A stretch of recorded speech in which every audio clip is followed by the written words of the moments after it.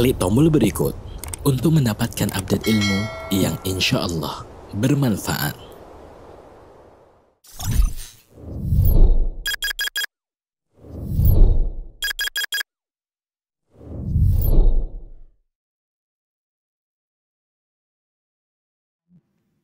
Baik Ummahat, untuk lalu lintas pertanyaan, Ummahat bisa menyampaikan pertanyaan di chat Zoom ini, ataupun bisa melalui WA yang tertera pada flyer kajian kita, ataupun nanti jika memungkinkan Ummahat bisa bertanya langsung pada Ustadz.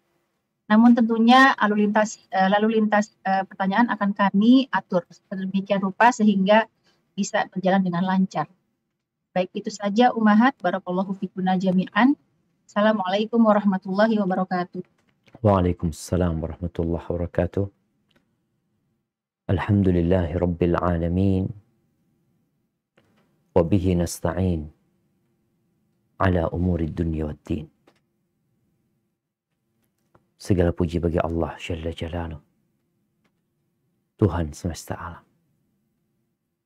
Dialah yang menciptakan segalanya. Dialah yang memberikan rizki. Dialah yang menghidupkan dan mematikan, dan kelak kepadanya kita akan kembali. Allahumma salli wa sallim wa zid wa barik wa an'im ala sayyidina wa maulana Muhammadin wa ala alihi wa ashabihi ajma'in. Ya Allah, semoga salawat, salam, berkah dan nikmat senantiasa Engkau curahkan untuk hamba kekasih-Mu, untuk baginda Nabi kita Muhammad alaihi salatu wassalam, untuk keluarga beliau, untuk istri-istri beliau, untuk putra-putri beliau, dan untuk seluruh sahabat Nabi. Semoga Allah meridhai kita bersama mereka. Amma ba'd, ahibati fillah, kita telah berbincang tentang syarat-syarat la ilaha illallah, dan juga syarat-syarat syahadat kita bahwa Muhammad alaihi salatu wassalam adalah utusan Allah. Konsekuensi bagi seorang yang mengatakan asyhadu an la ilaha illallah, asyhadu anna Muhammad Rasulullah, kita sudah pelajarin, yang semoga dengan itu kita tahu bahwa tatkala kita menyatakan diri kita muslim, maka mau tidak mau aturan-aturan yang ada, ketentuan-ketentuan yang telah ditetapkan, kita harus mengikutinya. Kita akan masuk ke pasal 3 tentang at-tashri', tentang hukum, menetapkan hukum. Apa sih? Kita bikin hukum, mengatakan ini boleh, itu nggak boleh. Siapa yang dapat menentukan hukum tersebut? Karena kita akan melihat bahwa di setiap negara itu ada badan khusus yang menetapkan hukum. Apabila hukum yang ditetapkan itu berdasarkan hukum Allah Azza wa Jalla, ketetapan Allah, penjelasan Nabi SAW, yang kemudian disimpulkan menjadi sebuah keputusan yang wajib ditaatin oleh siapa saja, maka nggak ada masalah. Tapi kalau ternyata hukum yang ditetapkan menghalalkan zina, apakah kemudian hukum itu harus ditaatin? Hukum yang ditetapkan melegalkan minuman keras, menghalalkan khamar, maka ketahuilah, siapa saja, engkau harus tahu bahwa dirimu adalah hamba. Engkau hanya mengikuti aturan Sang Pencipta. Jangan sampai kita berjalan dalam kehidupan ini mengatakan dirinya muslim, mengatakan dirinya hamba Allah, tapi ternyata dia menentang aturan Allah Jalla Jalaluh. Nah, silakan dibaca. Pasal 3, penetapan hukum syariat atau tasyri'. Tasyri' adalah hak Allah. Maksud tasyri' adalah apa yang diturunkan Allah untuk para hambanya berupa manhaj atau jalan yang harus untuk mereka lalui dalam bidang akidah, muamalat, dan sebagainya. Termasuk di dalamnya masalah penghalalan dan pengharaman. Tidak seorang pun berwenang menghalalkan kecuali apa yang sudah dihalalkan oleh Allah, juga tidak boleh mengharamkan kecuali apa yang sudah diharamkan oleh Allah. Nah, Dia berfirman, lanjut Ustaz? iya lanjut. Nah, Allah berfirman, A'udzu billahi minasyaitonir rajim. ولا تقولوا لما تصف ألسنتكم الكذب هذا حلال هذا نعم. ولا تقولوا لما تصف ألسنتكم الكذب هذا حلال وهذا حرام لتفتروا على الله الكذب. Dan janganlah kamu mengatakan terhadap apa yang disebut-sebut oleh lidahmu secara dusta. Ini halal dan ini haram. Untuk mengada-adakan kebohongan terhadap Allah. Surat An-Nahl ayat 116. Barakallahu fikum. Kita lihat jamaah, at-tasyri' itu hak Allah Azza wa Jalla. Tatkala Allah menurunkan Nabi Adam dari surga bersama iblis, tentunya bersama istrinya Hawa, Allah berpesan, fa imma ya'tiyannakum minni huda. Apabila datang kepada kalian petunjuk dari aku, kata Allah, faman ittaba'a hudaya fala yadhillu wa la yashqa. Maka barang siapa yang mengikuti petunjukku, maka dia tidak akan tersesat dan dia tidak akan menderita hidup. Kenapa? Karena Allah lah yang lebih tahu dengan apa yang dibutuhkan manusia. Tatkala manusia menetapkan sebuah hukum, menghalalkan sesuatu, boleh jadi setelah beberapa tahun kemudian mereka berubah pikiran, mereka melihat kondisi dan lingkungan, lalu menghalalkan hal tersebut. Yang diharamkan dihalalkan, atau nanti akan berubah seperti itu.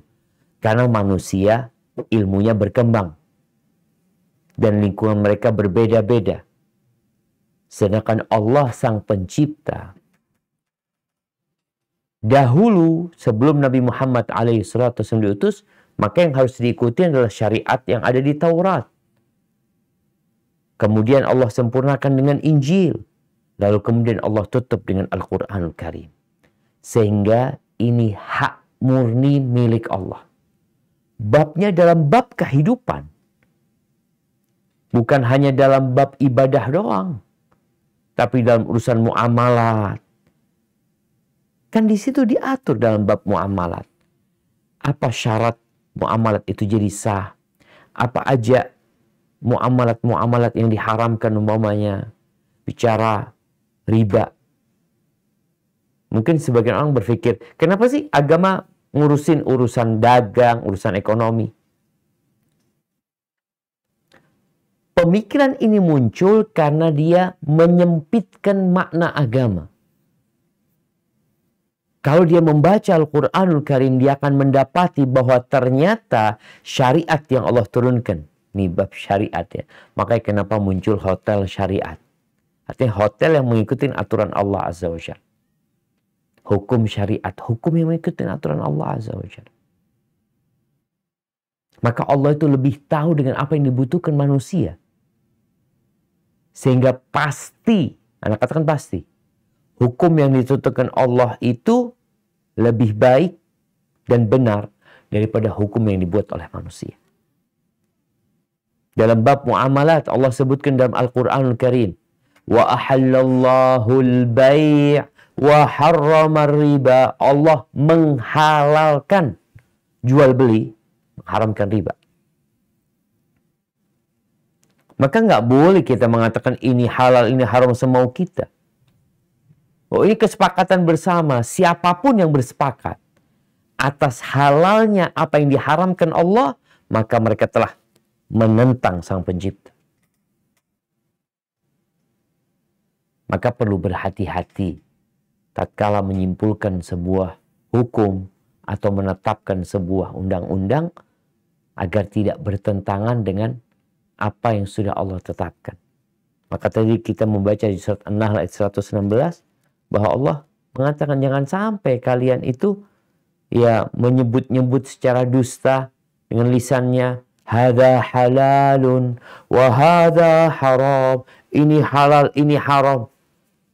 Kalian menentukan itu dari mana gitu. Karena orang-orang musyrikin di kota Mekah, mereka semau mereka menghalalkan. Sampai bulan-bulan haram yang 4 itu, kadang-kadang mereka rubah-rubah. Tetap setahun yang penting 4 bulan haram. Kalau mereka mau perang, dimajuin tuh bulan halalnya. Maka ini sebuah tindakan yang menentang Allah Azza wa Jalla. Karena menentukan hukum itu adalah ya hak Allah. Nggak semua orang. Itu hak Sang Pencipta. Dan kemudian Allah juga berfirman di surat Yunus ayat 59. Silakan dibaca.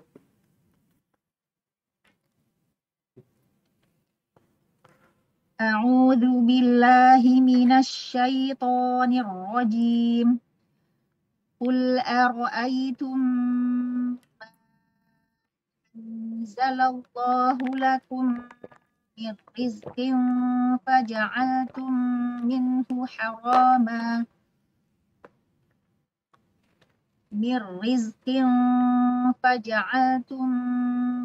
haraman wa halalan qul Allahu adzina lakum am 'alallahi taftarun. Katakanlah, terangkanlah kepadaku tentang rezeki yang diturunkan Allah kepadamu. Lalu kamu jadikan sebagiannya haram dan sebagiannya halal. Katakanlah, apakah Allah telah memberikan izin kepadamu tentang ini, atau kamu mengada-ngada saja terhadap Allah? Surat Yunus ayat 59. Subhanallah. Oleh karena itu, para ulama, mereka yang bertakwa kepada Allah Azza wa Jalla sangat takut ya untuk memberikan fatwa. Karena takut dia menghalalkan apa yang Allah haramkan atau sebaliknya. Sehingga mereka lebih berhati-hati ketika berfatwa. Kadang-kala mereka mengatakan, la adri, aku nggak tahu. Kenapa? Karena hukum ini berkaitan dengan apa yang telah diturunkan oleh Sang Pencipta. Bukan apa yang dimaui oleh manusia. Akan datang satu masa, kata Nabi SAW, di mana orang-orang itu, ya, kathura khutaba'uhu, banyak sekali penceramah. Banyak sekali orator. Wa qalla fuqaha'uhu, tapi sedikit yang ngerti agama. Yang mendalami agama. Karena kalau bicara pidato dan ceramah, semua orang bisa, tinggal dia baca, siapin langsung ceramah. Tapi apakah dia memiliki ilmu? Yang kata Nabi SAW, innallaha la yaqbidul ilma intiza'an yantazi'uhu min qulubir rijal. Allah Azza wa Jal itu tidak mencabut ilmu sekaligus dari hati orang-orang yang berilmu itu. Walakin yantazi'uhu biqabdil ulama. Tapi mencabut ilmu itu dengan mematikan para ulama. Dimatikan para ulama. Sehingga orang ketika nggak ada ulama, siapa yang akan jadi tokoh? Ya orang-orang bodoh. Lalu mereka ditanya, karena memang nggak punya ilmu, dia terpaksa menjawab. Tidak dengan dasar ilmu, maka dia tersesat dan menyesatkan orang lain. Barakallahu fiik. Nah, silakan dilanjutkan. Allah telah melarang penghalalan dan pengharaman tanpa dalil dari kitab dan as-sunnah. Dan dia menyatakan bahwa hal itu adalah dusta atas nama Allah. Sebagaimana dia telah memberitahukan kepada siapa yang mewajibkan atau mengharamkan sesuatu tanpa dalil, maka ia telah menjadikan dirinya sebagai sekutu Allah dalam hal tasri'. Allah berfirman, Am lahum syuraka syara'u lahum minat dini ma lam ya'zam bihillah. Apakah mereka mempunyai sembahan-sembahan selain Allah yang mensyariatkan untuk mereka agama yang tidak diizinkan Allah? Surat Asy-Syura ayat 21. Barakallahu fikum. Baik, di sini disebutkan bahwa seorang yang menghalalkan apa yang Allah haramkan atau sebaliknya, maka dia telah musyrik, dia telah mengangkat dirinya sekutu bagi Allah Azza wa Jalla. Dia mengatakan, aku bisa menetapkan hukum semaumu. Baik, bagaimana sekarang orang yang menaati? Terkadang ada sebagian manusia yang menetapkan hukum, dia ngomong, udah aneh nanggung dosanya. Apakah ucapan dia diterima? Sehingga yang mengikuti fulan tidak berdosa, engkau akan tetap berdosa. Makanya perlu belajar agar kita tidak terjebak dalam dosa yang bayangan kita nggak ada masalah.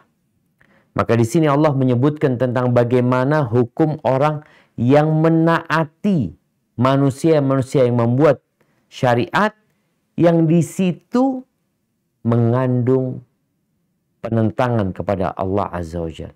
Dengan ucapan tidak relevan kah? Nggak toleransi, nggak ini dan itu. Nah, silakan dibaca.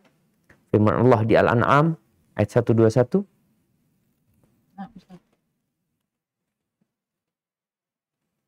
Wa in ata'tumuhum innakum la musyrikun. Dan jika kamu menuruti mereka, sesungguhnya kamu tentulah menjadi orang-orang musyrik. Al-An'am ayat 121. Subhanallah. Kalau udah tahu dia ini mengharamkan yang dihalalkan Allah, atau sebaliknya menghalalkan yang diharamkan Allah, lalu kita patuh sama mereka, maka kita telah berbuat syirik. Menyekutukan Allah dengan dia, seakan-akan dia punya hak yang sama Allah Azza wa Jalla. Nggak ada jemaah. Hak menentukan hukum itu hak Allah Azza wa Jalla. Dahulu pendeta-pendeta, rahib-rahib ya, baik di Nasrani atau Yahudi, mereka berusaha untuk menyelewengkan hukum-hukum Allah. Ya, mereka menyebutkan hada min indillah, ini dari Allah Azza wa Jalla, padahal itu buatan mereka sendiri. Bagaimana Allah menceritakan tentang mereka, bahwa mereka adalah pembuat-pembuat hukum yang menyandingkan dirinya dengan Allah Azza wa Jalla. Lalu bagaimana dengan pengikut-pengikut mereka yang taat dan patuh dengan aturan yang dibuat oleh mereka sendiri. Allah sebutkan hal ini di surat At-Taubah ayat 31. Nah, silakan dibaca.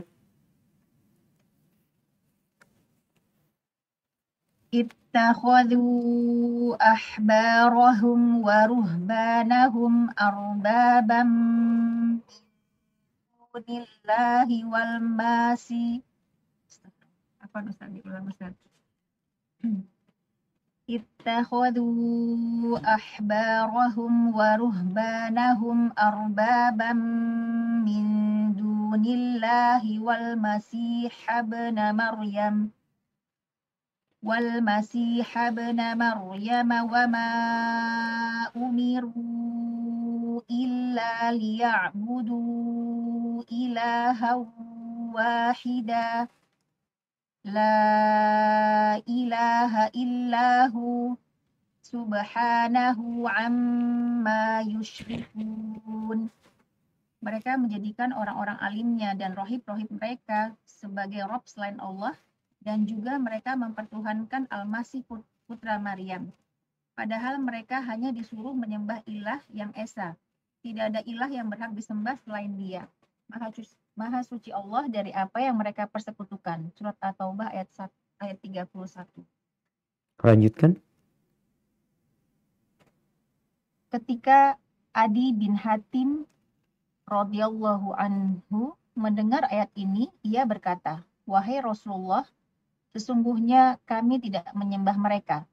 Maka Rasulullah Shallallahu Alaihi Wasallam berkata kepada mereka, "Alaisu yuhilluna ma harramallahu fatuhillunahu wa yuharrimuna ma ahallallahu fatuharrimunahu."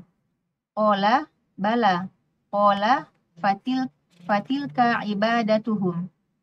Bukankah mereka menghalalkan apa yang Allah haramkan, kemudian kalian menghalalkannya? Dan mereka mengharamkan apa yang Allah halalkan, kemudian kalian mengharamkannya? Ia menjawab, ya benar. Maka beliau bersabda, itulah bentuk ibadah kepada mereka. Barakallahu fiik. Subhanallah jemaah. Di sini bagaimana seorang sahabat Nabi mendengar sebuah ayat dibacakan. Mereka faham.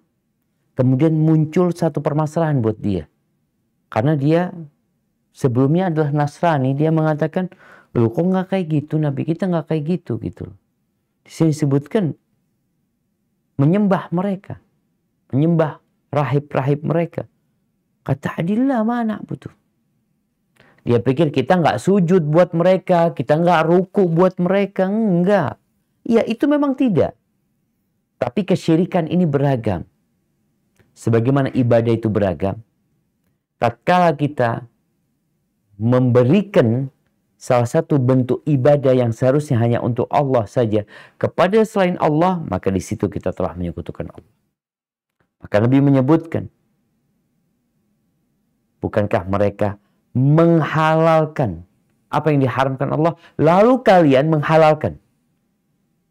Dan sebaliknya, mengharamkan apa yang dihalalkan oleh Allah Azza wa Jalla. Kata hati, nah, ya bala. Kalau seperti itu kita lakukan itu. Tapi kalau kita sholat sujud buat pendeta, enggak. Maka Nabi menjelaskan, fatilka ibadatum, inilah bentuk peribadatan kepada mereka. Seorang yang mengikuti gurunya dalam menghalalkan sesuatu yang haram, maka dia telah menyekutukan gurunya dengan Allah Azza wa Jalla. Dan ada banyak ayat jamaah yang menyebutkan tentang haramnya hal seperti ini. Bahkan itu masuk syirik besar ya. Ketika seorang mengikuti orang lain yang menghalalkan apa yang Allah haramkan atau sebaliknya. Coba dibaca firman Allah di surat Al-An'am ya. Ayat 121. Nah. Wala ta'kulu mimma lam yudhkarismullahi alaihi wa innahu lafisq. Wa inna syayatina layuhuna ila awliyaihim liyujadilukum wa in ata'tumuhum innakum lamusyrikun.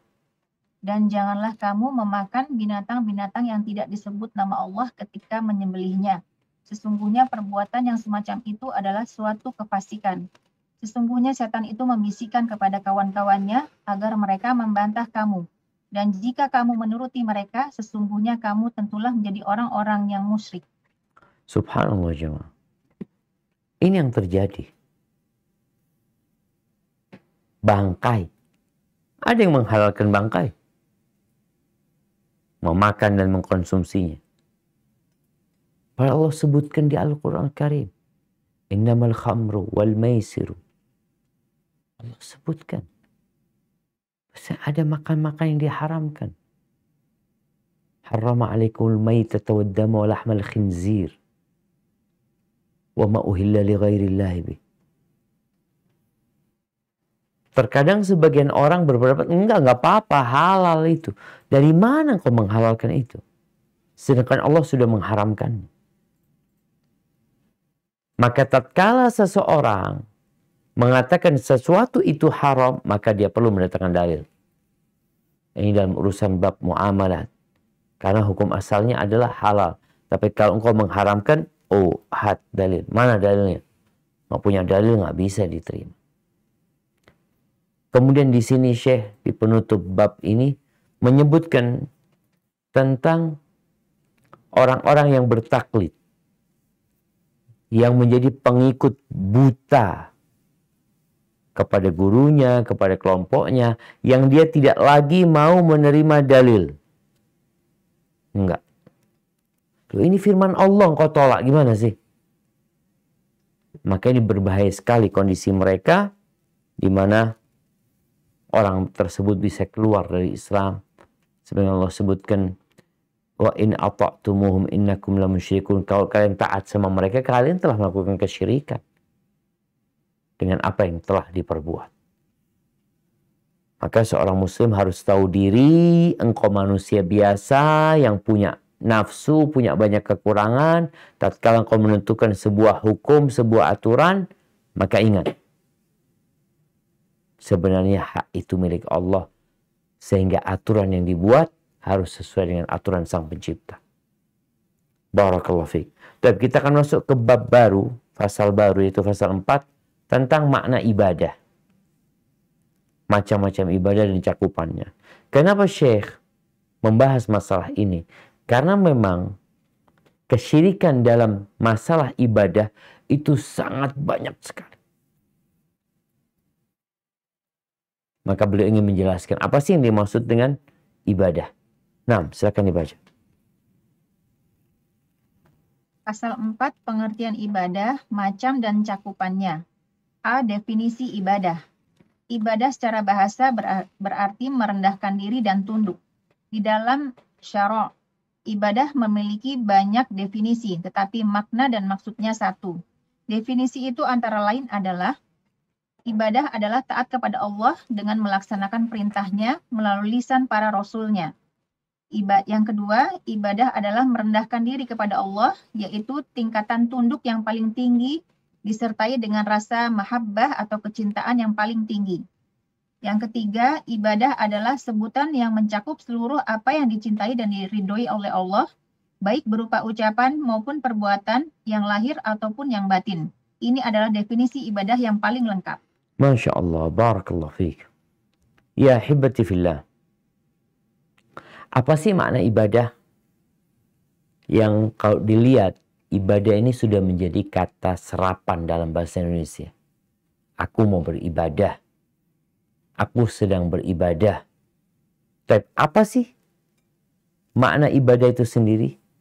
Kalau secara bahasa, maka disebutkan makna ibadah at-tadhallul wal khudu', yaitu merendahkan diri dan tunduk.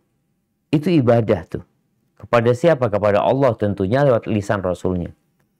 Yang kedua, ini tingkatan yang paling tinggi dari ibadah, yaitu tatkala seorang siap mengorbankan apa saja ya. Dia merendahkan dirinya kepada Allah Azza wa Jalla. Dan siap melakukan apa saja, ditambah cinta yang agung jemaah. Disebutkan ghaitu dhullillah, dengan puncak ketundukan kepada Allah yang paling tinggi sudah. Plus, jadi di sini disertai rasa tunduk tadi yang paling tinggi dan rasa cinta. Karena ketika orang cinta, dia akan siap berkorban apa saja. Tunduk, dia akan nurut, dia nggak akan sombong. Karena ada orang-orang yang nggak mau dengan perintah Allah Azza wa Jalla. Tapi yang ketiga disebutkan, ini adalah definisi Syekhul Islam Ibn Taimiyah rahimahullahu ta'ala, bahwasanya ibadah itu sebutan untuk seluruhnya, mencakup apa yang dilakukan oleh lahir batin ya.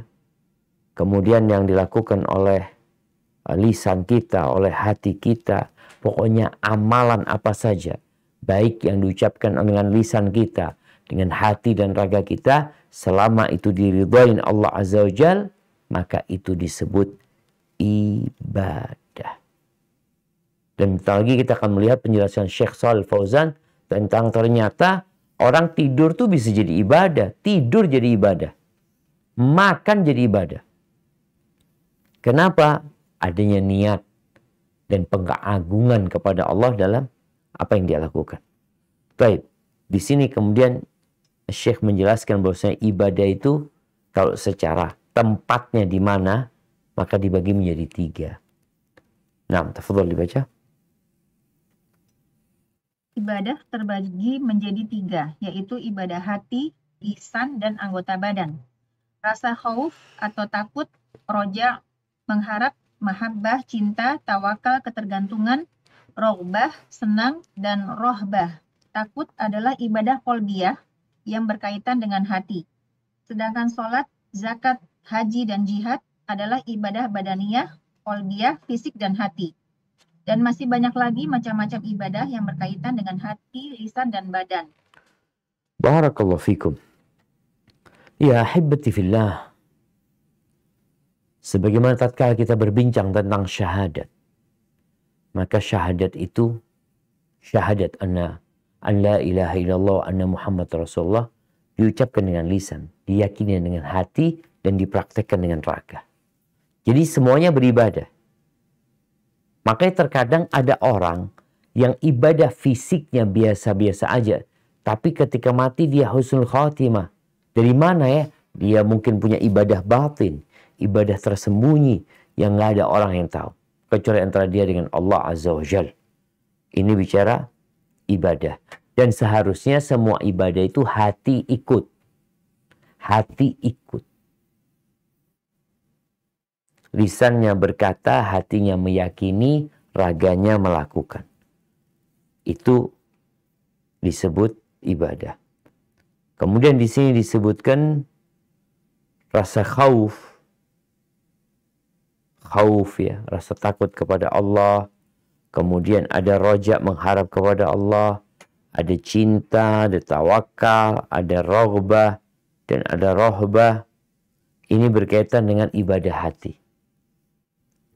Adapun ibadah lisan dan fisik, insyaAllah kita sudah banyak mengetahuinya. Baik. Ternyata ibadah ini adalah tujuan diciptakannya manusia. Makanya para rasul diutus oleh Allah Azza wa Jal untuk mengajak umat manusia yang tenggelam dalam kebodohan. Maka disebut zaman sebelum datangnya Islam, zaman jahiliyah. Yang mereka menyembah selain Allah, yang mereka melakukan tindakan-tindakan yang mereka sendiri malu kalau mau memikirkannya. Maka Allah jelaskan dalam Al-Quranul Karim bahwa tujuan menciptakan manusia dan bangsa jin untuk apa? Silakan dibaca di surat Adz-Dzariyat ayat 56 sampai 58. Wa ma khalaqatul jinna wal insa illa liya'budun.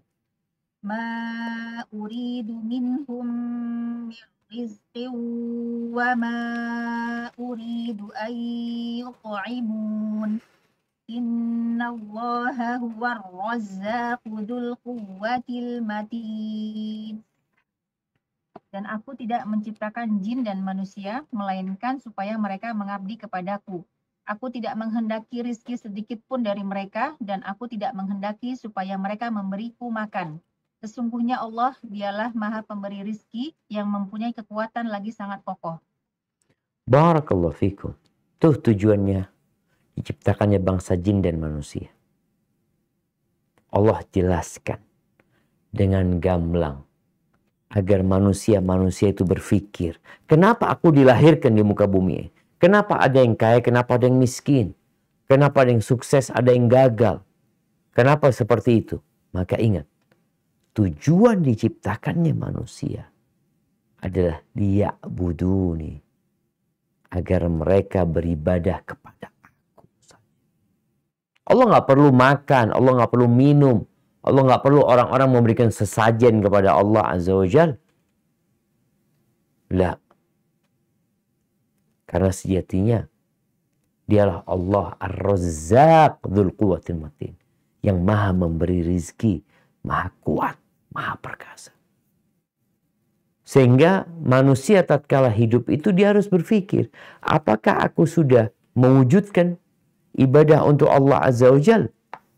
Sehingga ya mereka dapat menambah ibadahnya. Karena ada orang-orang jamaah yang ya kalau bicara umur tambah tua, ibadahnya tambah kurang gitu. Seharusnya ditambah karena waktu dia tinggal sedikit. Orang-orang yang sombong, yang nggak mau menyembah Allah, yang nggak mau mentauhidkan Allah Azza wa Jal, maka dia akan hidup dalam kesesatan. Innallahu war-razzaq dzul quwwatil matin. sombong, disuruh ibadah. Oh enggak. Maka Allah kata, innal ladzina yastakbiruna an ibadati sayadkhuluna jahannama dakhirin.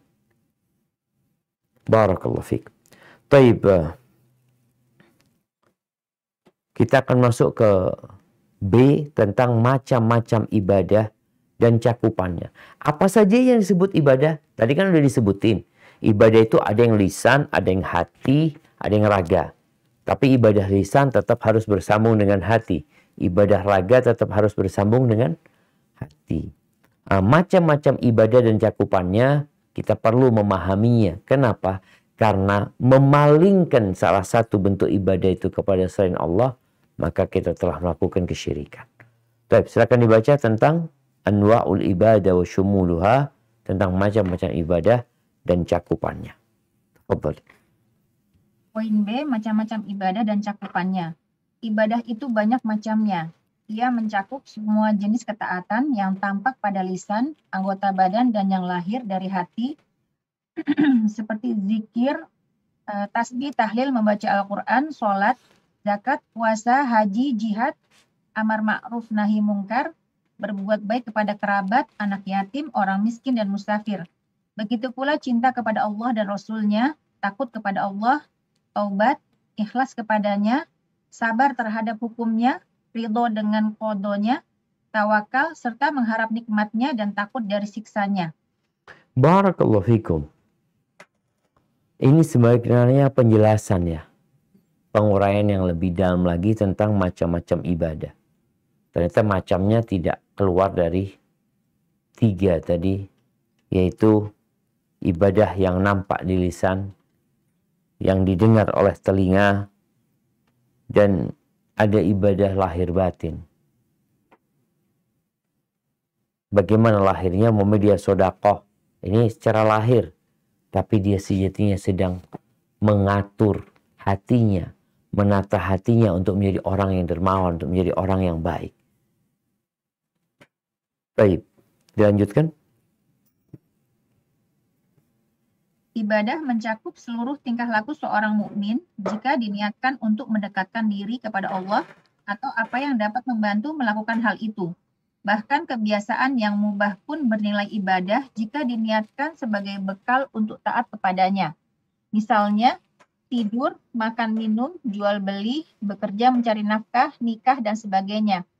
Berbagai kebiasaan tersebut jika disertai niat baik benar, maka akan bernilai ibadah yang berhak mendapatkan pahala. Karenanya, tidaklah ibadah itu terbatas hanya pada syiar-syiar yang biasa dikenal. Barakallahu fikum. Kebanyakan kita akan berpikir ibadah itu ya sholat. Ibadah itu ya puasa. Nah, itu rukun Islam.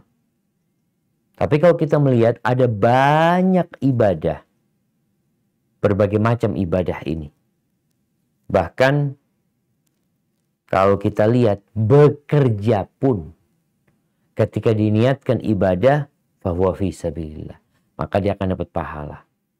Bagaimana cerita Rasul SAW ketika bersama para sahabatnya lewat orang pemuda yang gagah perkasa, yang kerjanya semangat. Lalu mereka mengatakan, laita hada fi sabilillah. Andai kata kerjaan dia ini fi sabilillah. Bukan cari fulus gitu. Subhanallah. Nabi SAW menjelaskan kepada para sahabatnya tentang pemikiran yang tidak baik. Maka beliau menyebutkan, in kana yas'a ala abawaini kabiraini syaikhaini kabiraini fahuwa fi sabilillah. Kalau ternyata nih orang keluar rumah bekerja, apa niatnya? Untuk memberikan nafkah kepada orang tuanya, memberikan nafkah kepada yang menjadi tanggung jawab dia, orang tua yang sudah sepuh, fahuwa fi sabilillah. Maka dia di jalan Allah. Masya Allah jemaah. Orang yang jalan Allah tuh perjalanannya dapat ibadah. Yang kedua, kalau dia keluar rumah bekerja untuk memberikan nafkah kepada anak-anaknya yang masih kecil, fahuwa fi sabilillah. Kalau dia keluar dari rumahnya bekerja dalam rangka menjaga kehormatan dirinya. Dia takut terjebak dalam perzinaan, dia nggak ingin jadi benalu di masyarakat yang merepotkan orang tuanya, sehingga dia bekerja untuk tujuan itu, fahuwa fi sabilillah, maka dia jalan Allah. Yang keempat inilah yang dijalannya setan. Ketika orang bekerja, apa tujuannya? Riya'an wa mufakharatan fahuwa fi sabili syaitan. Tujuannya riya, pamer, dan berbangga-banggaan dengan apa yang dia dapatkan. Maka yang seperti ini fi sabili syaitan, di jalannya syaitan. Sampai ada istilah jamaah, adatul arifin ibadah. Kebiasaan orang-orang, kebiasaan, tradisi, perkara mubah yang dia kerjakan, yang dilakukan oleh orang-orang yang ahli ibadah, yang kenal sama Allah Azza wa Jal, maka akan dapat pahala dia. Ya, karena tidurnya dia pun dengan harapan bisa sholat malam. Makannya dia pun dengan harapan dia bisa sholat qabliyah ba'diyah. Karena ada orang-orang yang istirahat jam. Artinya setelah dia bekerja, dia istirahat tidur. Bukan dengan niatan aku istirahat kepengen supaya lebih kuat lagi ibadahnya. Enggak, cuma istirahat doang. Bahkan tidur kenapa? Aku nanti mau main bola. Padahal dia bisa tidurnya diniatkan ibadah supaya anak nanti kuat main bola, lebih sehat sehingga dia bisa puasa Senin Kemis semuanya. Oh, ini sebuah kemuliaan bagi dia. Ketika dia niatkan untuk ibadah. Seorang mukmin seharusnya semua kegiatan dia, semua aktivitasnya dia niatkan lillahi ta'ala untuk meraih sesuatu yang bermanfaat di dunia dan di akhirat. Katakan inna salati wa nusuki wa mahyaya wa mamati lillahi rabbil alamin. Katakan sesungguhnya salatku, sesungguhnya sesembelihanku, sesungguhnya hidup dan matiku lillahi rabbil alamin. Untuk Allah Azza wa Jalla. Jadi semuanya bernilai ibadah.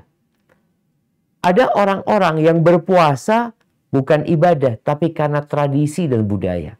Antum memang sholat. Enggak sih, karena Ramadan aku ngelihat orang pada sholat, makanya aku sholat. Sehingga ada istilah yang mengatakan kebiasaannya orang-orang yang kenal sama Allah itu ibadah. Dan ibadahnya orang-orang yang nggak kenal sama Allah hanya jadi tradisi biasa. Bukan jadi bernilai ibadah. Barakallahu fiik. Baik, di sini kita akan masuk ke pembahasan tentang paham-paham keliru tentang ibadah. Jadi ternyata ada orang yang salah faham tentang ibadah itu. Sehingga dia terjebak dalam kesyirikan, nggak tahu gitu. Coba kita baca hal ini. Nah, pasal 5.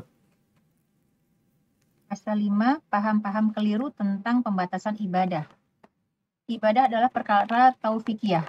Maksudnya, tidak ada suatu bentuk ibadah pun yang disyariatkan kecuali berdasarkan Al-Quran dan As-Sunnah. Apa yang tidak disyariatkan berarti bid'ah yang tertolak. Sebagaimana sabda Nabi SAW, "Man amila amalan laisa alaihi amruna fahuwa raddun." Siapa melaksanakan suatu amalan tidak atas perintah kami, maka ia ditolak. Lanjutkan. Maksudnya, amalnya ditolak dan tidak diterima. Bahkan ia berdosa karenanya. Sebab amal tersebut adalah maksiat, bukan taat. Kemudian manhaj. Naam. Ini perlu difahami sama kita bersama. Alhamdulillah di negeri kita yang mayoritas muslim, yang orang-orangnya itu insya Allah semangat deh untuk beribadah, sehingga mereka punya momentum-momentum melakukan sebuah ibadah. Tapi ketahuilah bahwasanya al-ibadatu tauqifiyah. Ibadah-ibadah itu adalah perkara tauqifiyah, artinya perkara yang tidak bisa dilakukan kecuali ada dalilnya gitu. Kenapa kita bicara mana dalilnya, mana buktinya? Karena gimana kita mau mengamalkan sesuatu yang kita nggak punya ilmunya? Ya sekedar ikut-ikutan belaka. Makanya ada orang-orang yang ngarang-ngarang bentuk ibadah. Nggak usah dikarang. Nggak butuh inovasi ibadah itu. urusan dunia silahkan berinovasi. Maka Syekh menyebutkan bahwasanya orang yang membuat tata cara ibadah yang tidak diperintahkan oleh Allah dan Rasulnya, maka akan tertolak. Nggak diterima. Rugi capeknya kita. Jadi subhanallah, bagaimana kasih sayang Allah kepada hamba-hambanya agar tidak terlalu pening memikirkan ibadah. Oh nanti gimana caranya? Udah nggak usah. Terus gimana? Udah dicontohin sama Nabi SAW. Sampai ketika sholat Nabi SAW sholat naik mimbar. Di atas mimbar beliau sholat. Waktunya sujud nanti turun ke bawah. Beliau mengatakan, Sallu kama ra'aitumuni usalli. Sholatlah seperti kalian melihat aku sholat. Artinya jangan sampai beribadah, ya ternyata tidak dianjurkan ibadah tersebut. Akhirnya ditolak. Ini kalau bicara ibadah. Baik, dilanjutkan. Kemudian manhaj yang benar dalam pelaksanaan ibadah yang disyariatkan adalah sikap pertengahan antara meremehkan dan malas, serta antara ekstrim dan melampaui batas. Allah berfirman kepada nabinya, Fastaqim kama umirta wa man taba ma'aka wa la tatghaw. Maka tetaplah kamu pada jalan yang benar, sebagaimana diperintahkan kepadamu, dan juga orang yang telah tobat berserta kamu, dan janganlah kamu melampaui batas. Surat Al-Hud ayat 112. Barakallahu fikum. Nah, di sini ada penjelasan tentang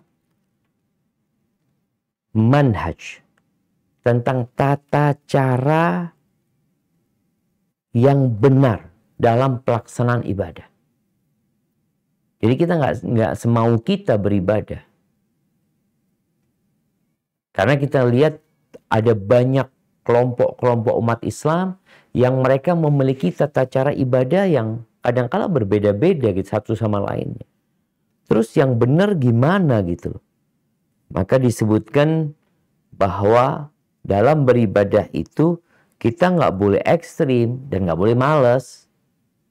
Gimana? Ya tengah-tengah. Nabi SAW mengatakan khairul umur awsatuha. Sebaik-baiknya perkara itu yang pertengahan. Jangan ditambahin, jangan dikurangin.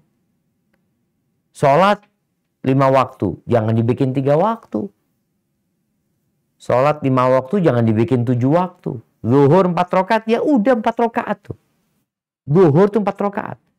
Sampai kapanpun. Engkau memiliki harta yang berlimpah ruah. Memiliki kesehatan yang bagus. Sholat zuhur yang 4 rakaat. Musafir jadi 2 rakaat. Qasar umpamanya. Jadi tidak meremehkan dan tidak malas ya.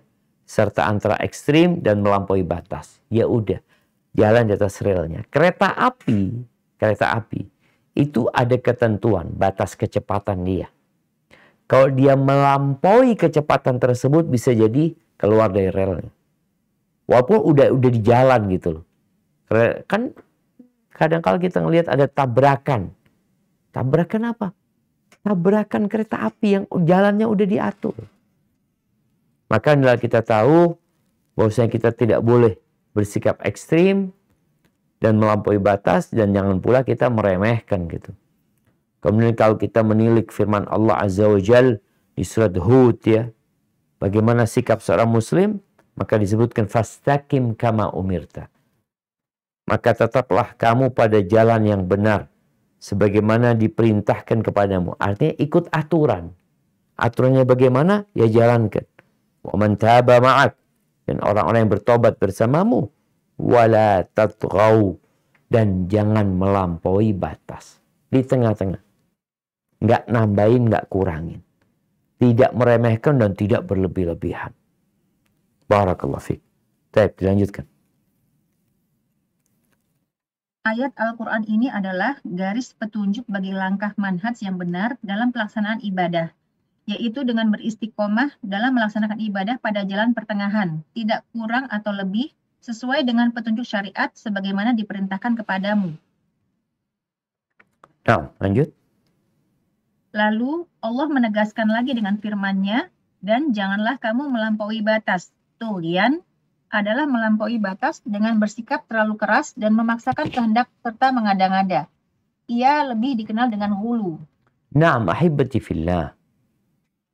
Ya, kita jangan berlebih-lebihan dalam beragama. Agama ini mudah.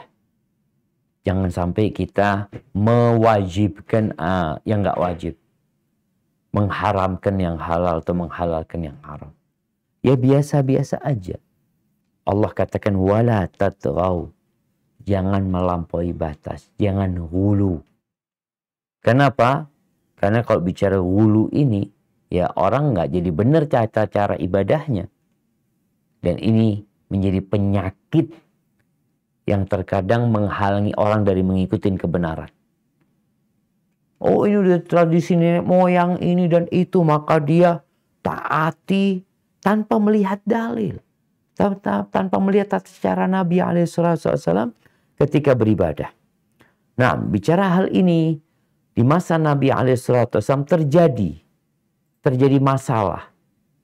Ada sahabat-sahabat yang datang ke rumahnya Nabi, bertanya kepada istri Nabi, kemudian dapat jawaban tentang ibadah Rasul SAW di rumah, lalu mereka ingin beribadah terus, sebagaimana yang Nabi ceritakan. Nah, silakan dibaca. Ketika Rasulullah Shallallahu Alaihi Wasallam mengetahui bahwa 3 orang dari sahabatnya berlaku ghulu dalam ibadah, di mana seorang dari mereka berkata, saya akan puasa terus dan tidak berbuka. Dan yang kedua berkata, saya akan sholat terus dan tidak tidur. Lalu yang ketiga berkata, saya tidak akan menikahi wanita.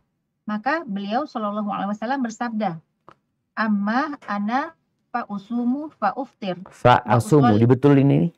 Fa a. Pakai A ya? Pakai A, Ustaz. Amma ana fa asumu fa uftir wa usolli wa arqud wa atazawwajun nisaa faman raghiba an sunnati falaisa minni. Adapun saya, maka saya berpuasa dan berbuka. Saya sholat dan tidur dan saya menikahi perempuan. Maka barang siapa tidak menyukai sunnahku, maka dia bukan dari golonganku. Subhanallah jemaah. Jadi nggak main-main ya.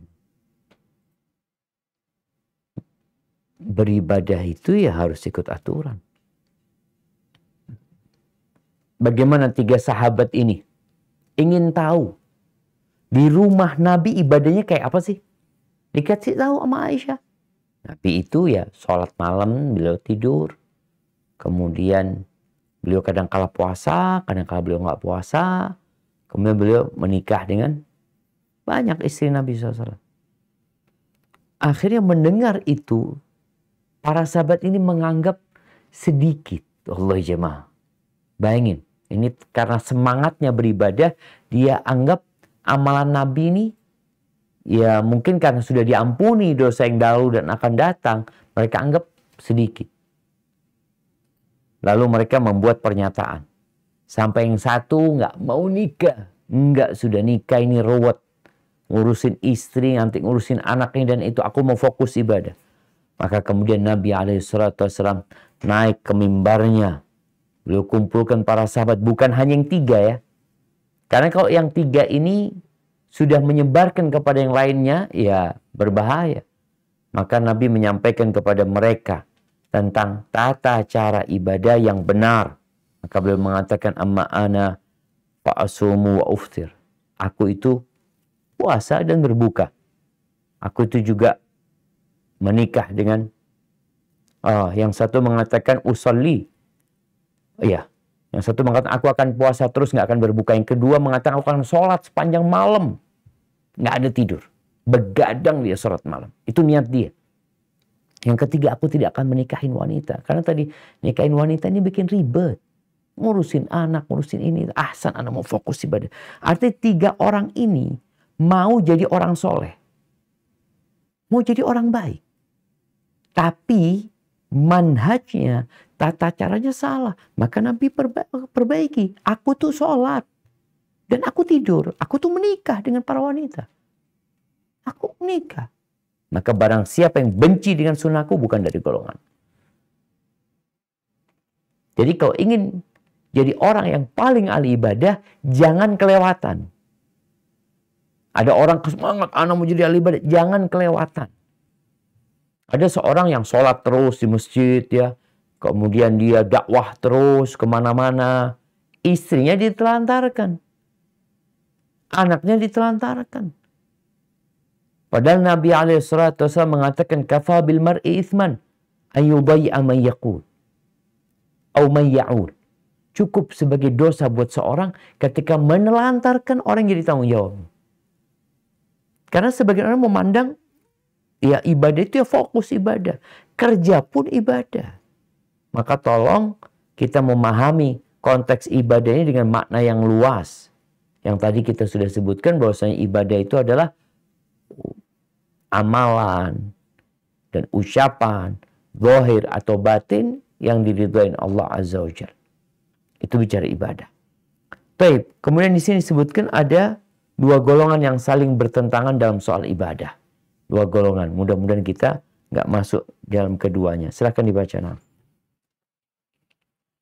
Ada dua golongan yang saling bertentangan dalam soal ibadah. Golongan pertama, golongan yang mengurangi makna ibadah serta meremehkan pelaksanaannya.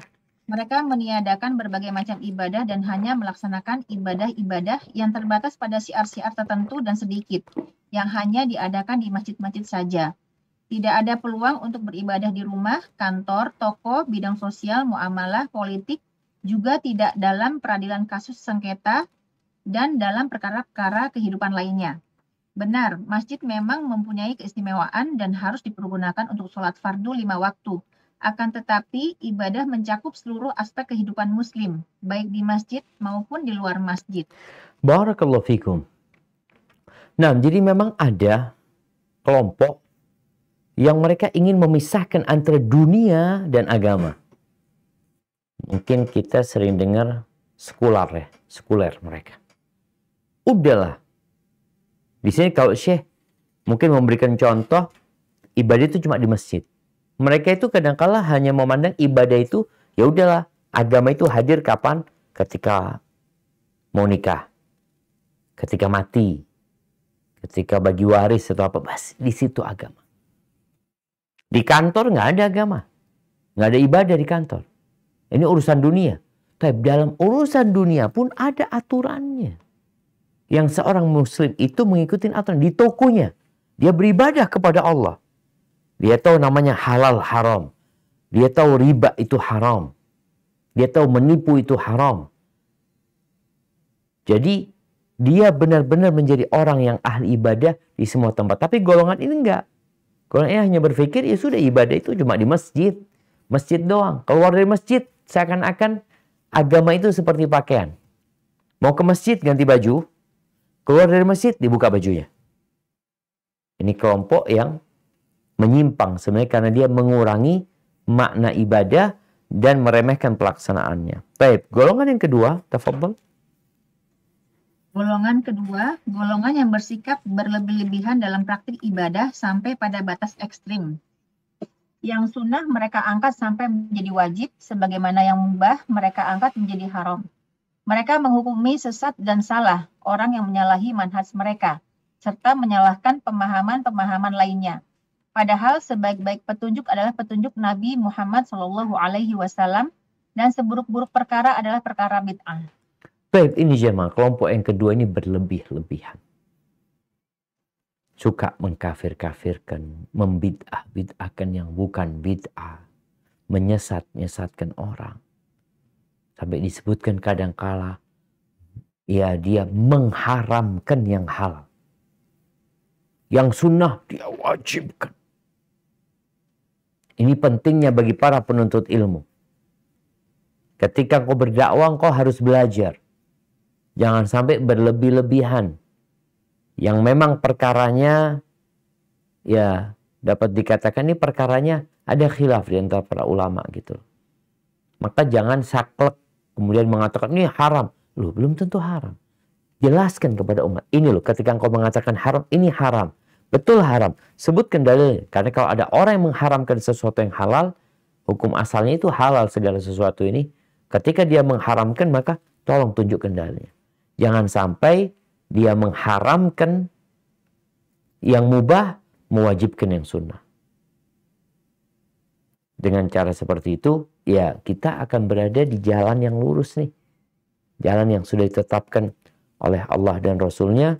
Ingat, khairul hadi hadi Muhammadin SAW. Sebaik-baiknya petunjuk adalah petunjuk Nabi SAW. Wa syarrul umuri muhdatsatuha. Dan seburuk-buruknya perkara adalah perkara yang dibuat-buat, dibikin-bikin oleh manusia. Baik, ana rasa kita cukupkan sampai di sini. Insyaallah kita akan membahas pada pertemuan yang akan datang tentang pilar-pilar ibadah yang benar. Kalau tadi tata cara ibadah yang benar itu bagaimana, kemudian kita akan belajar pilar-pilar apa sih penonggak ya, iya, yang menjadikan ibadah itu benar. Karena ada orang ibadah bertahun-tahun tidak pernah merasakan nikmatnya beribadah. Ana ini sampai umur sekian ini kok belum nyaman ibadah, Ustaz? Terkadang ada pilarnya yang roboh yang harus diperbaiki.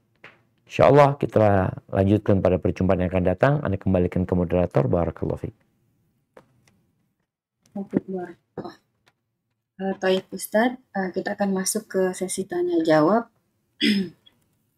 Pertanyaan pertama, Bismillah, izin bertanya Ustaz, di dinding-dinding pintu-pintu banyak tulisan seperti beliau telah kirimkan gambarnya Ustadz, ditempel oleh mertua yang sudah meninggal tanpa saya ketahui. Tapi suami Ana yang tahu langsung dilepas.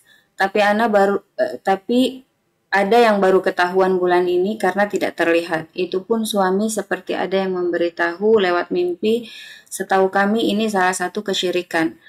Benar tidak Ustadz? Dan apa arti tulisan ini Ustadz dan apa akibat dari tempelan-tempelan tersebut?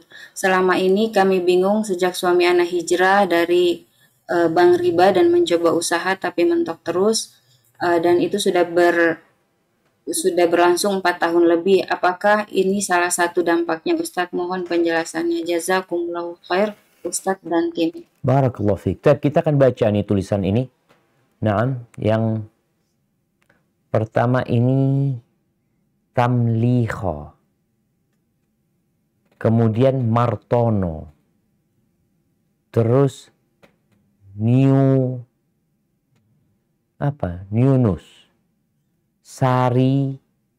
Saridin, terus Zununus. Taib, cuma ini, iya. Taib. Terakhir itu Qitmir ya, Qitmir. Ahibati fillah. Iya. Bisa jadi tulisan itu adalah jimat ya. Bisa jadi sihir. Karena kadang-kala kalau bicara sihir itu kadang-kala mereka tulis nama, terus tulis raja ya atau gimana, ditempelin di mana. Jadi ana rasa yang perlu dilakukan adalah mencabut semua itu, membakarnya. Dan terkadang ada orang-orang yang nggak ngerti jemaah. Karena ditulis bahasa Arab, pikirnya ayat Quran, hadis Nabi. Padahal kan tulisan nama tadi, Martono ditulis bahasa Arab kan kayaknya, ini apa seperti itu. Maka tugas keluarga adalah mencabut semuanya tersebut. Kalau itu di rumahnya dia, ingat di rumahnya dia. Karena mengingkari kemungkaran itu dengan tangan tatkala engkau sebagai penguasa di tempat tersebut. Engkau memiliki jabatan ya, memiliki sesuatu yang engkau bisa bertindak. Kalau tidak, jangan. Seperti yang dilakukan Nabi SAW. Nabi ketika di Mekah, itu sama sekali tidak mengganggu patung-patung yang ada. Nggak dihancurin apa, nggak ada. Karena memang beliau nggak punya kekuasaan di sana. Begitu pula kita. Kalau itu di rumahnya sendiri, maka silahkan diambilin. Kalau itu di rumahnya orang, ya kita di sini dengan lisan kita menyampaikan bahwa ini adalah salah satu bentuk yang tidak diperbolehkan di dalam agama, bisa jadi mengandung unsur kesyirikan, ya, memohon kepada selain Allah, karena kadang-kala ada yang ditulis itu nama-nama jin yang ada di sana. Maka ana rasa itu yang perlu dilakukan, kemudian dibacakan Al-Baqarah di rumah tersebut, karena Nabi SAW menyuruh kita untuk membaca Al-Baqarah, dan setan insya Allah nggak akan mampu menembus Al-Baqarah tersebut. Jadi usahakan dibaca, kalau bisa baca sama artinya, dan setelah itu memohon kepada Allah. Kalau tadi dikatakan usahanya ya nggak lancar, nggak bisa, nggak bagus, boleh jadi karena faktor ini, boleh jadi faktor yang lainnya. Tapi yang jelas seorang muslim itu ridho dengan ketentuan Allah, melaksanakan perintahnya dan menjauhi larangannya. Insya Allah akan hidup penuh dengan kebahagiaan. Barakallahu fiik. Nah. Pertanyaan berikutnya, Ustadz. Assalamualaikum, Ustadz. Waalaikumsalam warahmatullahi wabarakatuh. Saya anak muda yang baru hijrah. Saya mencoba puasa sunnah pertama kali, tapi saat puasa itu saya lalai dalam sholat saya. Apakah lalai dalam sholat saya itu karena dosa saya atau ujian yang diberikan Allah Azza wa Jalla untuk saya? Nah, barakallahu fiik. Ya ahibati fillah, kita tahu dampak dari dosa itu sangat buruk sekali. Sehingga kadang-kadang orang sholat nggak khusyuk. Mikirkan ini, mikirkan itu. Ada apa sebenarnya? Karena hati kita penuh dengan noda dosa. Apa yang harus kita lakukan? Memperbanyak istighfar, memperbanyak taubat kepada Allah Azza wa Jalla. Kalau dikatakan tadi dia puasa tapi sholatnya lalai. Padahal kita tahu sholat ini rukun Islam. Sebuah kewajiban. Sedangkan puasanya puasa sunnah. Jangan sampai kita dijebak sama setan untuk melakukan yang sunnah, tapi yang wajib kita terlantarkan. Kalau bicara apakah itu ujian atau itu dosa, bisa jadi dua-duanya. Bisa jadi memang Allah memberikan ujian kepada dia, agar dia sadar ya kembali kepada Allah, atau juga karena faktor dosa-dosa yang dia lakukan. Sebagaimana cerita seorang yang mengadu kepada Hasan al-Basri rahimahullahu ta'ala. Dia mengatakan, aku ini bingung, aku kok gak bisa sholat malam. Padahal aku sudah siapin semuanya. Airnya sudah siap buat wudhu, ini semua sudah siap. Ternyata bangunnya subuh. Maka dikatakan kepada orang tersebut, qayyadatka dzunubuka, engkau dirantai, diikat sama dosa-dosa. Maka langkah pertama bagaimana membuka rantai ini, ya tentunya dengan bertobat, memperbanyak istighfar, memohon ampun kepada Allah Azza wa Jalla. Kemudian kita tuh ketika beribadah jangan sampai berlebih-lebihan. Artinya mana yang kita mampu sih? Nabi SAW mengatakan, jangan seperti fulan, kata Nabi. Kana yaqumul lail tsumma tarak. Dia dulu pernah sholat malam kemudian dia meninggalkan. Sebaik-baiknya amalan adalah yang berkesinambungan walaupun sedikit.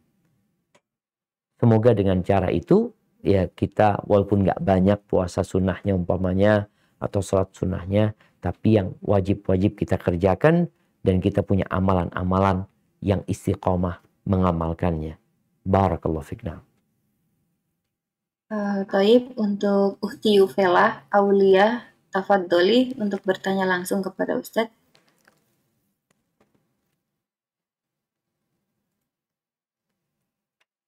Ukhti Yufela silahkan.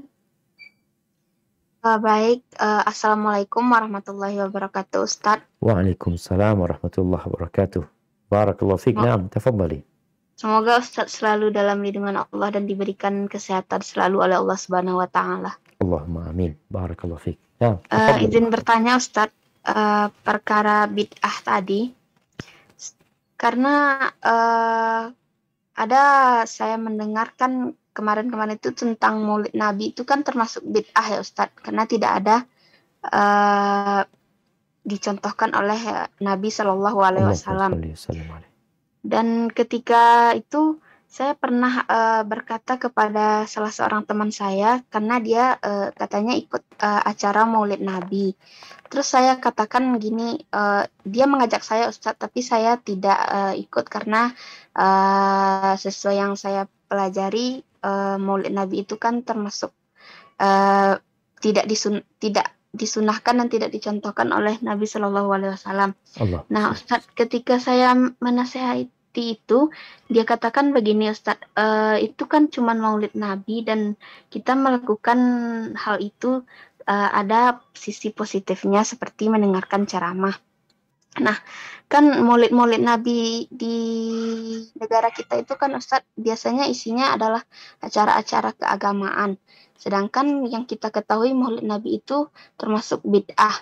Bagaimana caranya kita menanggapi hal tersebut dan memberikan nasihat kepada orang-orang di sekitar kita yang masih merayakan Maulid Nabi, Ustadz? Karena tentu saya kurang ilmu untuk menjelaskan kepada saudara-saudara saya di sekitar saya. Mohon ilmu dan nasihatnya, Ustadz. Terima Masya Allah. kasih. Assalamualaikum warahmatullahi wabarakatuh. Waalaikumsalam warahmatullahi wabarakatuh.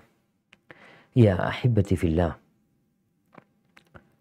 kita berbaik sangka bahwa orang-orang yang merayakan Maulid itu mereka cinta sama Nabi SAW.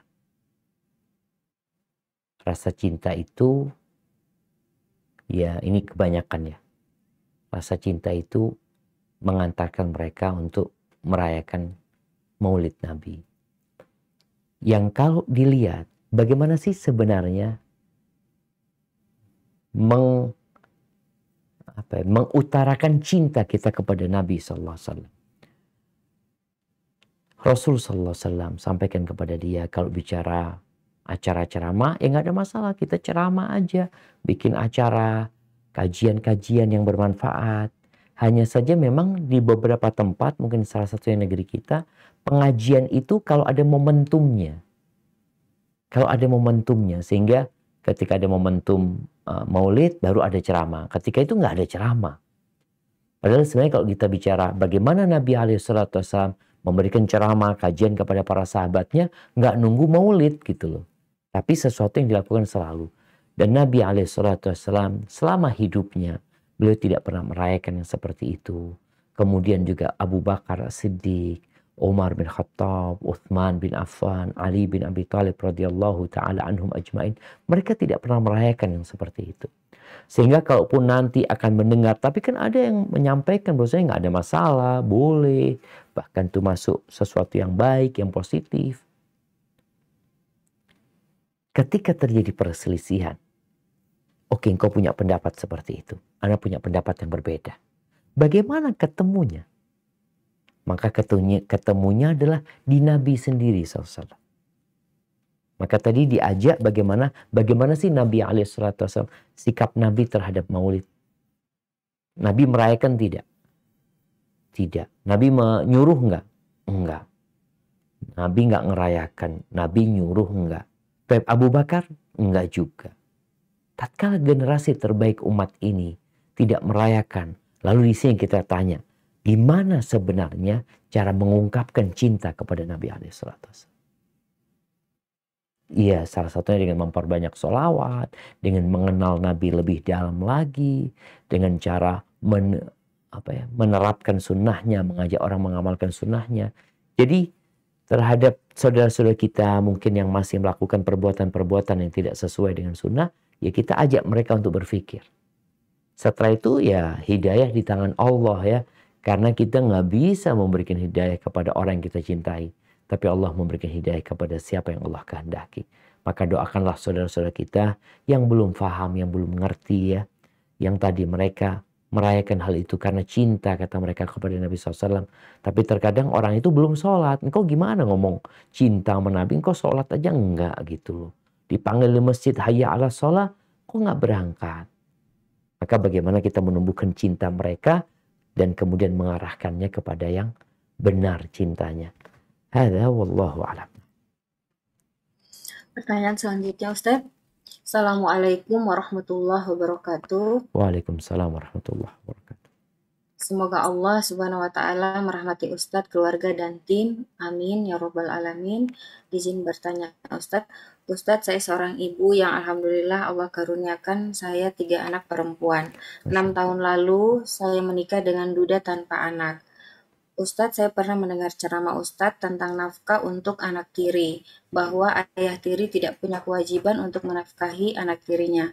Pertanyaan saya, bagaimana jika anak tiri itu memang tidak mendapatkan nafkah dari ayah kandungnya, dan anak-anak itu menjadi tanggung jawab saya 100%, sementara saya ibu rumah tangga yang tidak bekerja saat ini. Alhamdulillah, suami menitipkan rezeki yang sangat Masya Allah lebih dari mampu, tapi dia tidak memenuhi kebutuhan untuk anak-anak tirinya. Sementara suami tahu bahwa anak-anak itu tidak dinafkahi oleh bapaknya. Bagaimana sebaiknya Ustadz, sementara dia berpatokan dengan ceramah Ustadz bahwa dia tidak punya kewajiban untuk menafkahi anak tirinya. Mohon pencerahannya Ustadz. Jazakumullah Masya khair. Allah. Masya Allah. Barakallah fiik. Ya ahibati fillah. Tatkala kita bicara kewajiban, maka kita tahu anak-anak adalah kewajiban anak memberikan nafkah kepadanya. Itu anak-anak. Anak nggak punya kewajiban memberikan nafkah kepada anaknya tetangga. Tadi disebutkan bahwasanya tuh suami merasa dia tidak punya kewajiban. Iya, kalau bicara kewajiban, nggak ada kewajiban dia. Tapi di sana namanya ihsan dalam Islam. Kita berbuat baik kepada orang lain. Kita tuh disuruh berbuat baik kepada binatang. Kepada lingkungan kita pun kita berusaha untuk berbuat baik menjaganya.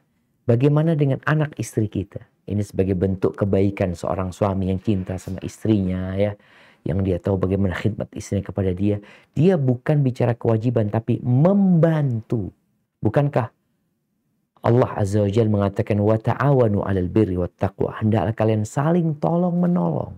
Saling tolong menolong dalam kebaikan dan ketakwaan. Dan Nabi SAW menyebutkan mathalul mu'minin, permisalan orang-orang beriman dalam cinta dan kasih mereka ya, dalam simpati mereka seperti satu jasad. Seperti satu jasad kita ini. Makanya kenapa kita membantu saudara kita yang di Palestina? Apa hubungan kita sama mereka? Mereka di Palestina. Kita membantu anak-anaknya orang-orang yang meninggal di sana. Janda-janda kita bantuin mereka. Padahal kalau bicara apa hubunganmu dengan mereka? Hubungannya adalah Islam. Hubungannya adalah Islam. Inilah yang menjadikan kita saudara. Jadi kalau bicara kewajiban, duda atau seorang suami, apakah dia punya kewajiban? Kalau kewajiban enggak. Tapi kalau bicara berbuat baik, kita diperintahkan untuk berbuat baik. Apalagi ini anak istrinya, yang mana akan jadi mahram sama bapaknya sebenarnya anak itu. Dan memang kewajiban bapaknya jemaah. Ketika bapaknya tidak bertanggung jawab umpamanya. Disinilah pamannya punya kewajiban silaturahim. Ini bicara wajib silaturahim. Jadi bagaimana perhatian kepada mereka. Karena barang siapa yang memutuskan tali silaturahim, Allah akan memutuskan hubungan sama dia. Jadi intinya kalau bicara kewajiban memberikan nafkah secara syariat wajib. Kalau tidak memberikan dia akan berdosa. Tidak. Tapi kalau bicara kita diperintahkan berbuat baik kepada orang lain, kepada istri kita, kepada anak-anak istri kita, maka disinilah kita akan mendapatkan pahala yang begitu besarnya yang Allah janjikan buat orang-orang yang bersedekah.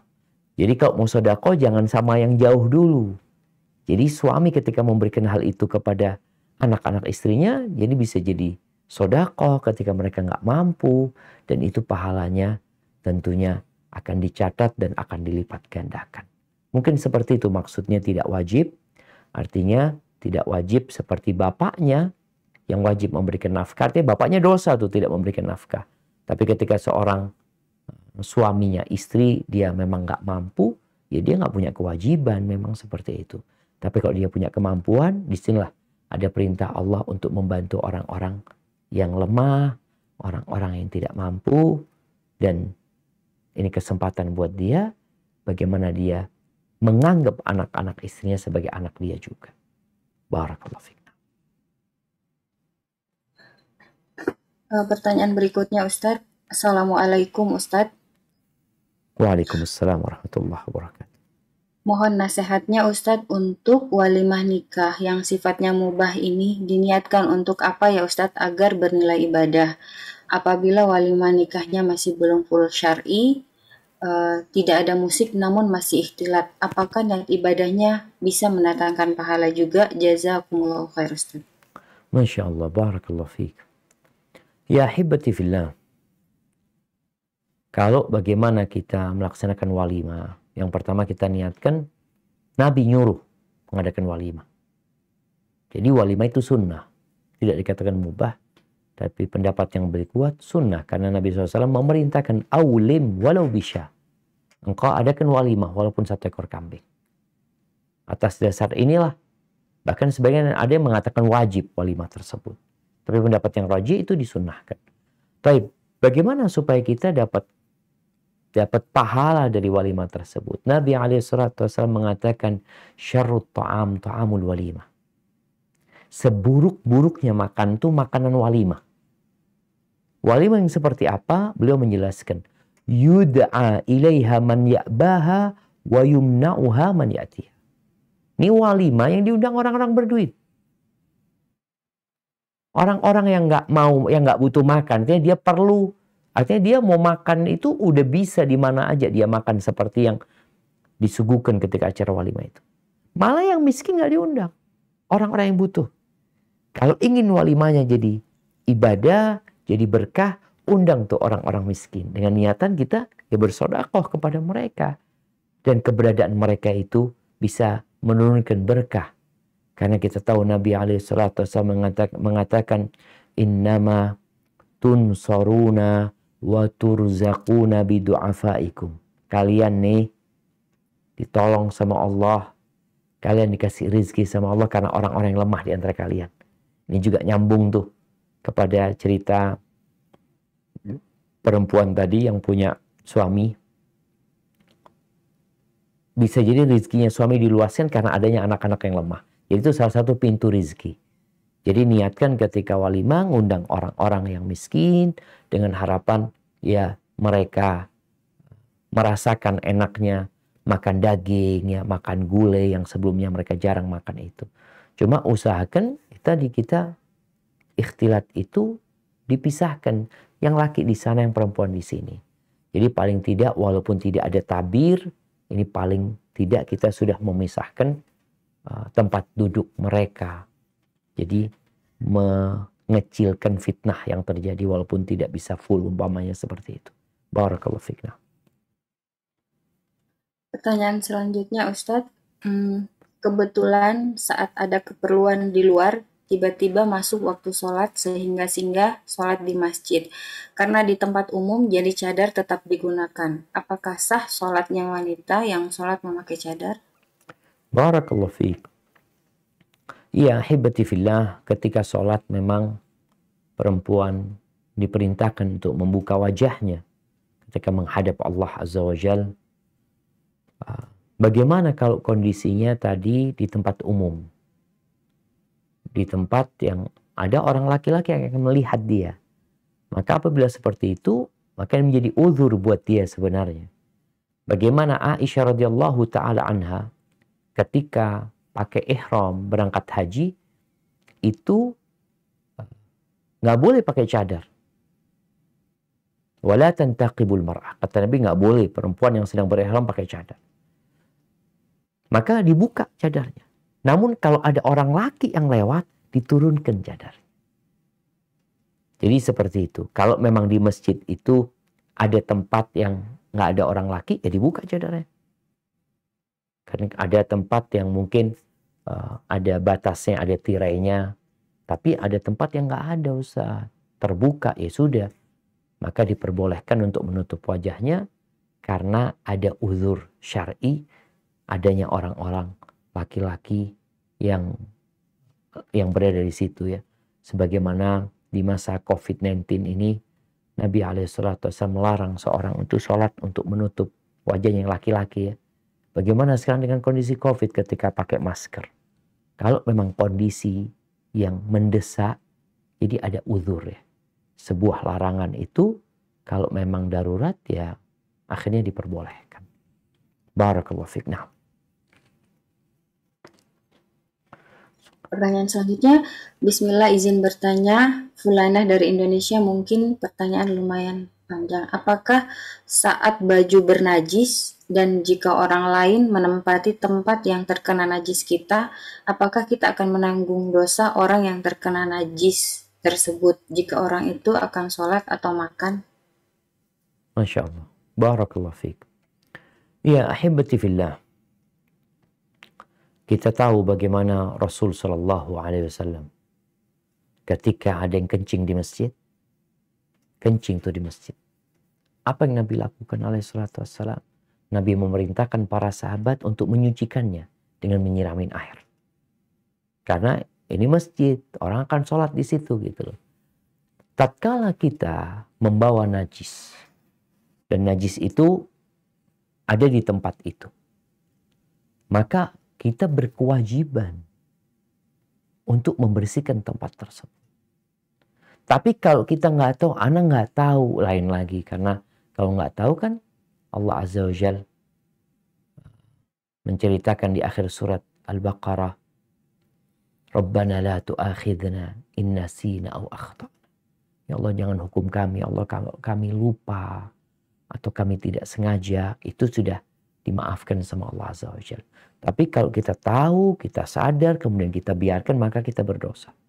Bagaimana dengan orang yang sholat di situ? Dia nggak tahu kalau tempat itu najis. Dia nggak tahu. Dia nggak dosa orang tersebut. Karena dia nggak tahu.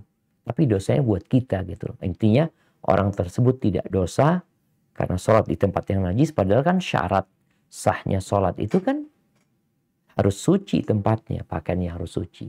Tapi karena ketidaktahuan dia dan anti yang tahu, anti yang akan berdosa. Bukan menanggung dosa dia karena dia setidaknya nggak berdosa. Tapi anti menanggung dosa, anti membiarkan najis itu berada di tempat itu. Maka kita adalah berhati-hati ya. Jangan sampai kita ya meremehkan dosa. Meremehkan dosa. Barakallahu fiqna. Afwan izin bertanya Ustadz, saya kuliah jurusan ekonomi yang notabene adalah konvensional dan mempelajari bunga dan yang sejenisnya. Pertanyaannya, bagaimana cara agar perkuliahan saya ini dapat bernilai ibadah Ustadz? Dan apakah perkuliahan saya ini bernilai ibadah karena saya niatkan untuk membahagiakan kedua orang tua saya karena beliau yang menyuruh saya untuk kuliah lagi Ustadz? Jazakumullahu khair. Barakallahu fiik. Ya, ahibati fillah, membahagiakan orang tua itu penting. Bahkan menjadi salah satu ibadah.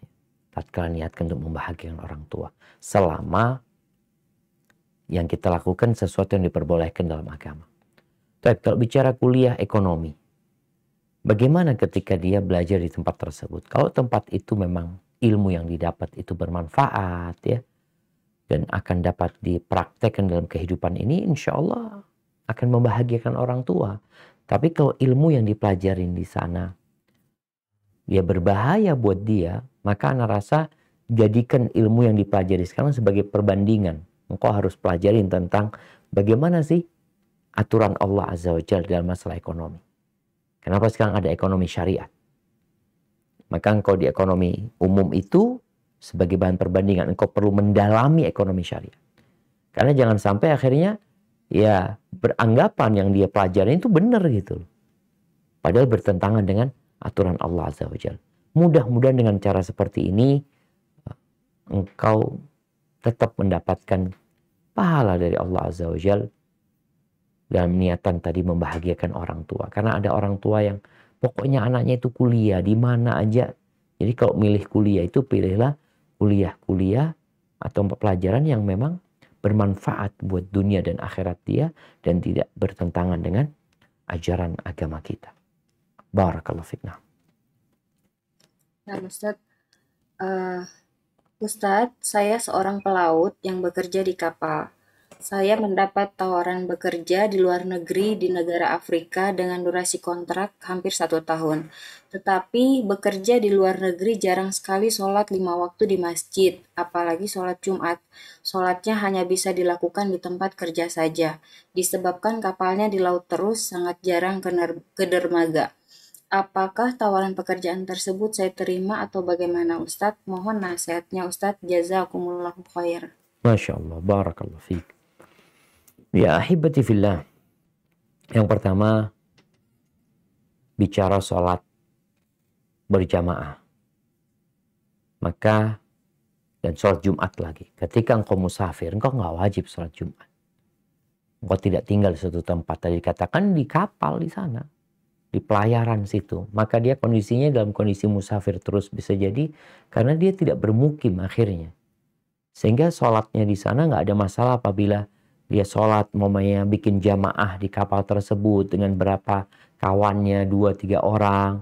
Setiap waktu dia berusaha untuk melaksanakan sholat berjamaah walaupun dalam kondisi safar tersebut. Kalau Jumatan ya nggak wajib buat dia Jumatan pada saat kondisinya berada di kapal tersebut, tidak merapat ke daratan.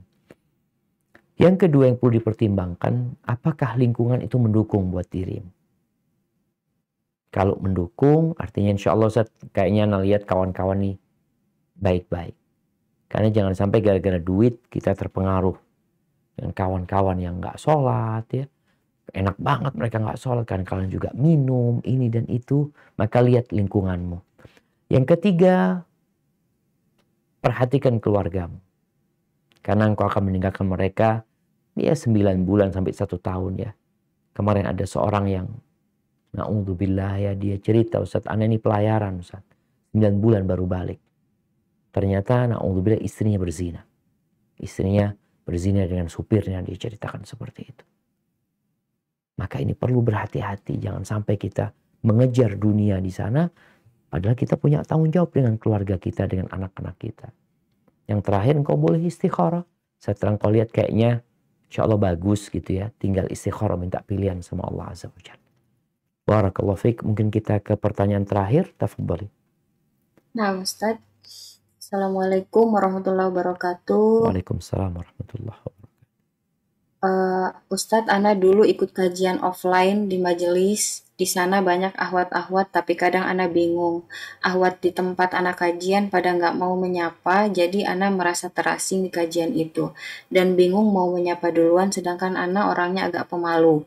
Kadang Ana ngerasa berdosa dan dengan sikap Ana yang seperti itu. Jadi bagaimana ya Ustadz? Jazakallahu khair, mohon pencerahannya.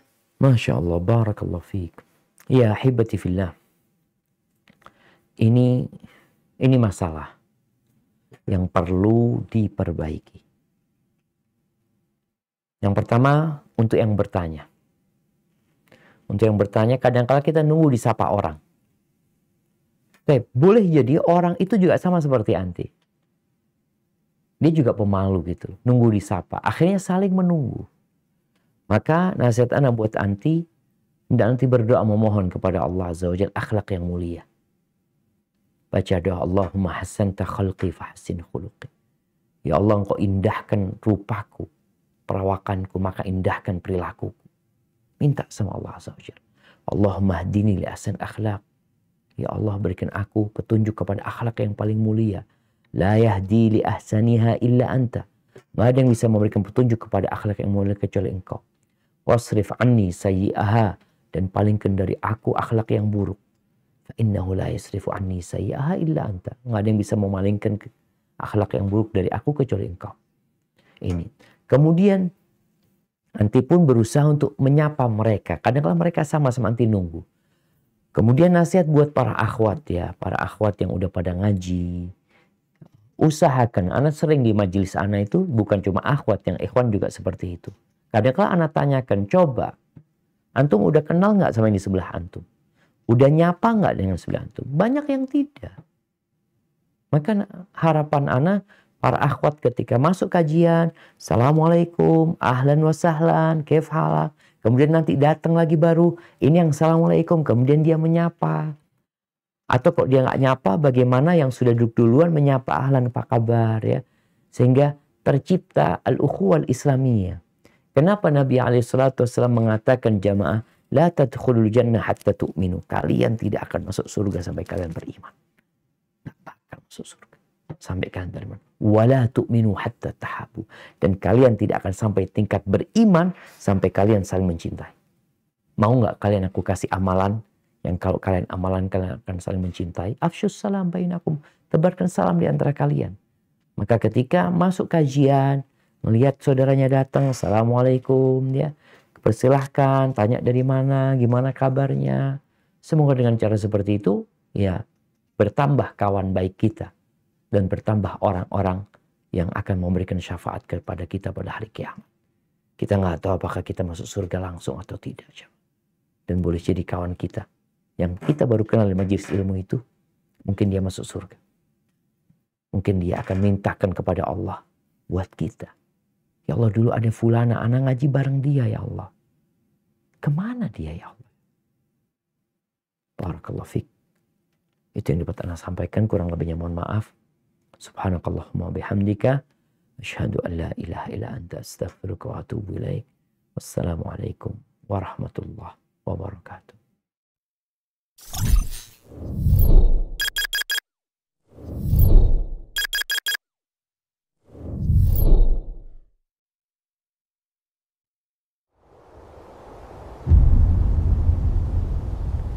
Klik tombol berikut untuk mendapatkan update ilmu yang insya Allah bermanfaat.